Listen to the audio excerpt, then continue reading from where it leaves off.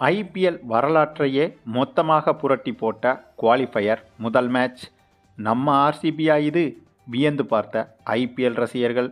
ஆச்சரியத்துக்கு மேல் ஆச்சரியத்தில் முடிந்த இன்றைய மேட்ச்.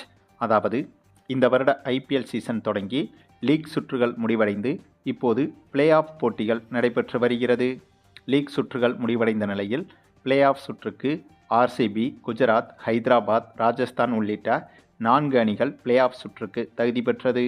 இதில் இன்றைய குவாலிஃபயர் முதல் போட்டியில் ஆர்சிபி அணியும் குஜராத் அணியும் மோதியது. அதாவது புள்ளிப்பட்டியலில் முதலிடத்தில் இருக்கும் ஆர்சிபி அணியும் 2வது இடத்தில் இருக்கும் குஜராத் அணியும் மோதியது. இந்த போட்டியில் வெற்றி பெறும் அணி நேரடியாக ஃபைனலுக்கு சென்றுவிடும். இந்த போட்டியில் தோல்வியடையும் அணி அடுத்த ஒரு போட்டிக்காக காத்திருக்கும். அதாவது 3வது மற்றும் 4வது இடத்தில் இருக்கும் ஹைதராபாத் மற்றும் ராஜஸ்தான் அணிகள் மோதும் எலிமினேட்டர் போட்டியில் எந்த அணி வெற்றி பெறுகிறதோ அந்த அணியோடு இன்றைய போட்டியில் தோல்வியடையும் அணி மீண்டும் மோதும். ஆகவே இன்றைய போட்டியை பொறுத்தவரையில் தோல்வியடையும் அணிக்கு இன்னொரு வாய்ப்பு இருக்கிறது. ஆகவே அந்த ஒரு எதிர்பார்ப்பில்தான் இன்றைய போட்டி தொடங்கியது.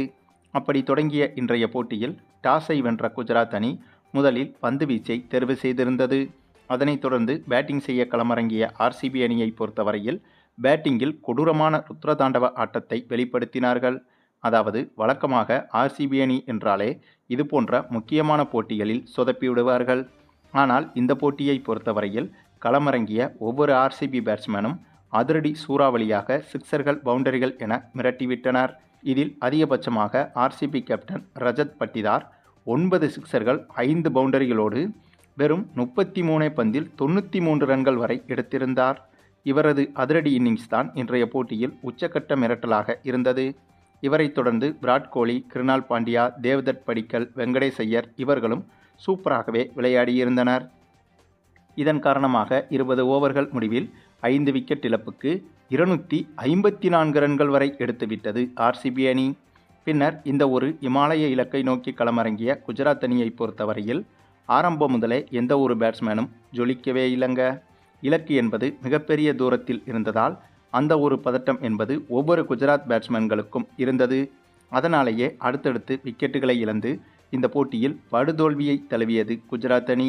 ஆக இந்த போட்டியில் ஆர்சிபி அணி வெற்றி பெற்றது மட்டுமில்லாமல் உலகமகா சாதனையாக பிரம்மாண்ட வெற்றியை படைத்திருக்கிறது. இதன் காரணமாக நேரடியாக இறுதிப் போட்டிக்கு தகுதி பெற்றுவிட்டது ஆர்சிபி அணி. இதற்கு பிறகு அடுத்த எலிமினேட்டர் சுற்றில் ஹைதராபாத் அணியும் ராஜஸ்தான் அணியும் மோதும்.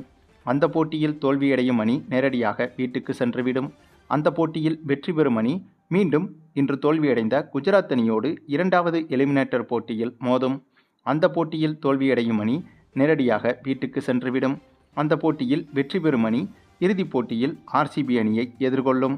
சரி, நீங்கள் சொல்லுங்கள், இந்த ஒரு சூழலில் இறுதிப் போட்டியில் வெற்றி பெற்று ஐபிஎல் கோப்பையை கைப்பற்றப் போவது எந்த அணியாக இருக்கும் என்பதை பற்றி நீங்கள் என்ன நினைக்கிறீங்கன்னு உங்களுடைய கருத்துக்களையும் கமெண்டில் தெரிவிங்க.